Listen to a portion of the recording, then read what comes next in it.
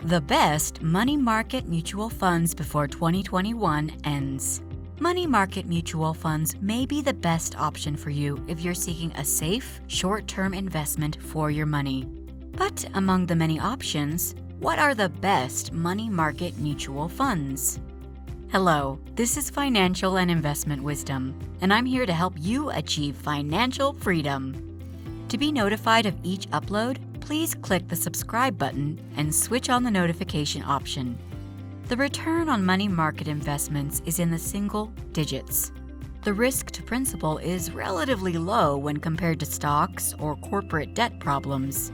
Investors, on the other hand, must assess several advantages and disadvantages. The negatives can easily outnumber the positives. Before the year 2021 concludes, here are the best money market mutual funds. The Invesco Premier Portfolio Fund, IMRXX, is first on the list. With a $1,000 minimum buy-in, the Invesco Premier Portfolio Fund is the second most accessible option on our list, following Fidelity's SPRXX fund. The fund generally invests in short-term securities and commercial paper issued by creditworthy enterprises, banks, and finance companies, as well as debt instruments issued by the U.S. government. Its total net assets are $1.57 billion, according to its portfolio composition. Certificates of deposit have a rate of 24.7%, while repurchase agreements have a rate of 23.5%. Take a peek at this now. Their financial company commercial paper has an interest rate of 18.6%, and their asset-backed commercial paper has an interest rate of 14.3%. Their non-financial commercial paper has a yield of 13.6%, while their variable rate demand note has a yield of 3.6%, and their U.S. Treasury bill has a yield of 3.6%. The Treasury repurchase agreement has a yield of 1.7%. The Vanguard Treasury Money Market Fund, VUSXX, comes next on the list. Vanguard Treasury Money Market Fund is one of the company's most cautious investment options. The fund mostly invests in U.S. companies, securities issued by the Treasury Department. It must hold debt issued directly by the government in the forms of Treasury bills for at least 80% of its assets. And it may also invest in other securities, such as agency debt or repurchase agreements that are collateralized by U.S. government securities or cash. If we look at their portfolio composition, we can see that they have total net assets of $35 billion. Then, there's the United States government obligations account for 13.8% of GDP in the United States. The yield on Treasury bills is 86.2%. The Federated Hermes Prime Cash Obligations Fund, PCOXX, is the next fund on the list. The Federated Hermes Prime Cash Obligations Fund intends to provide liquidity and principal stability to its investors. The fund primarily invests in a portfolio of high-quality, dollar-denominated, fixed-income securities issued by banks, businesses, and the government of the United States. It has total net assets of $18.2 billion, according to its portfolio composition. Commercial paper with assets is 29%, while certificates of deposit are 22%. Other repurchase agreements have a maximum rate of 14.6%, while financial company commercial paper has a rate of 9.8%, and non-negotiable time deposit has a rate of 7.4%. If we're going to talk about their country, we should start with the United States. Treasury debt has a rate of 2.5%, whereas the variable rate demand note has a rate of 7.4%. The U.S. Treasury repurchase agreement now has a yield of 2.0%. Check out the NSAXX Schwab Value Advantage Money Fund. The Invesco Premier Portfolio Fund strives to provide a competitive yield while preserving capital and maintaining liquidity for its clients. The fund generally invests in short-term securities and commercial paper issued by creditworthy enterprises, banks, and finance companies, as well as debt instruments issued by the U.S. government. Let us now discuss its portfolio composition. The total net assets are $32 billion, with certificates of deposit accounting for 28.9% and repurchase agreements accounting for 28.2%.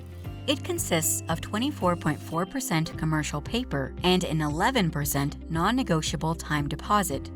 It has a 5.5% non-U.S. sovereign debt, 1.2% other instruments, and 0.9% variable rate demand notes. The Pimco Government Money Market Fund, PGFXX, comes in last on this list. The Pimco Government Money Market Fund holds at least 80% of its assets in the United States, Treasury bills and money market products denominated in U.S. dollars. The United States is one of them.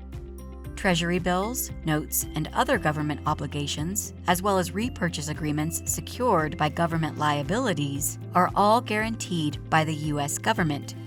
Total net assets are $1.24 billion. Repurchase agreements are 91%, and agency debt is 9.3%, according to its portfolio composition. Before we go ahead and talk about the advantages and disadvantages of money market mutual funds, please make sure to hit the thumbs up button and feel free to share your thoughts in the comments section down below. Let's start with the benefits of keeping your money in a money market account. A fantastic place to put your money. When the stock market is highly unpredictable and investors are unsure where to put their money, the money market can be a great haven. Why? Money market accounts and funds, as previously indicated, are frequently regarded as having lower risk than their stock and bond counterparts. Because these funds often invest in low-risk assets like certificates of deposit or CDs, Treasury bills or the T-bills, and short-term commercial paper, they have a low-risk profile. Furthermore, the money market often provides investors with a low, single-digit return, which can be highly appealing in a down market. Normally, liquidity isn't an issue. Money market funds rarely invest in assets that trade in small volumes or have a small following. Rather, they specialize in trading in entities and/or securities that are in high demand, such as T-bills. This means they're more liquid, which means investors can purchase and sell them with relative ease. Consider, for example, the stock of a small-cap Chinese biotech firm. While those shares may be highly liquid in some situations, the audience for the majority of them is likely to be quite small. This means that if the market is in a downward spiral, getting into and out of such an investment could be problematic. Let's take a look at the drawbacks of keeping your money in a money market account. Your purchasing power may dwindle. If an investor earns 3% in a money market account, but inflation is 4%, the investor is effectively losing purchasing power each year. Expenses can be expensive. Even minor annual fees might eat up a significant portion of an investor's profit when earning 2% or 3% in a money market account. This might make keeping up with inflation much more challenging for money market participants. Fees can have a different negative influence on returns depending on the account or fund.